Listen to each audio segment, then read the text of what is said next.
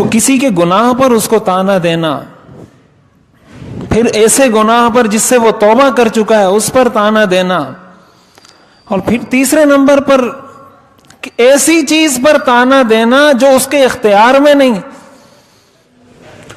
یہ ساری ہماری وہ معاشرتی ہمارے وہ مسائل ہیں جن کو ہم شریعت کا حصہ نہیں سمجھتے. یہ جو میں بار بار عرض کرتا ہوں کہ شریعت ایک ضابطہ حیات ہے. ہم نے شریعت کو یہ سمجھ لیا ہے کہ شریعت نماز روزے کا نام ہے. شریعت صرف نماز روزے کا نام نہیں، نماز روزہ شریعت کے بہت اہم ارکان میں سے ہیں.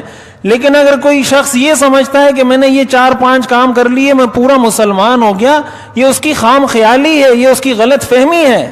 ایسا نہیں ہے. مذہب اسلام کل کا کل ان چیزوں میں منحصر نہیں ہے.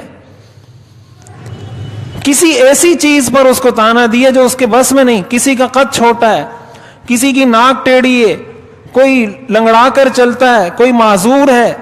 ہمارے جب بچے گھروں میں آتے ہیں تو والدین کے سامنے وہ نقل اتارتے ہیں کہ فلاں بندہ آیا تھا ایسے لنگڑا کے چل رہا تھا، فلاں بندہ آیا تھا ایسے بھیک مانگ رہا تھا، فلاں گلی میں آدمی ہے وہ ایسے چلتا ہے.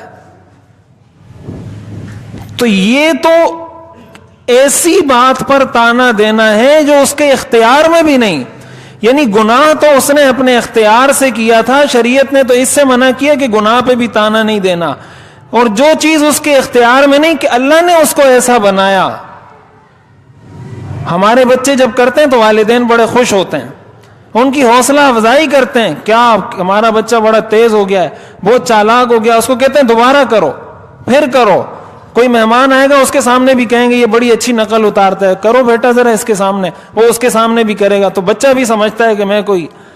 ساتھ ساتھ کچھ ہم نے کارٹونوں پہ لگا دیا بچوں کو، کارٹون دکھاتے ہیں تو کارٹون بھی بچوں کو یہی چیز سکھاتے ہیں کہ یہی کرنا ہے تم نے. کارٹون تو بچوں کو کارٹون ہی بنائیں گے. جب آپ بچوں کو کارٹون کے سامنے بٹھائیں گے تو وہ تو یہی چیزیں ان کو سکھاتے ہیں کہ اس کی نقل اتارنی ہے، اس کی نقل اتارنی ہے، اس کو تنگ کرنا ہے، اس کو تنگ کرنا ہے. بعد میں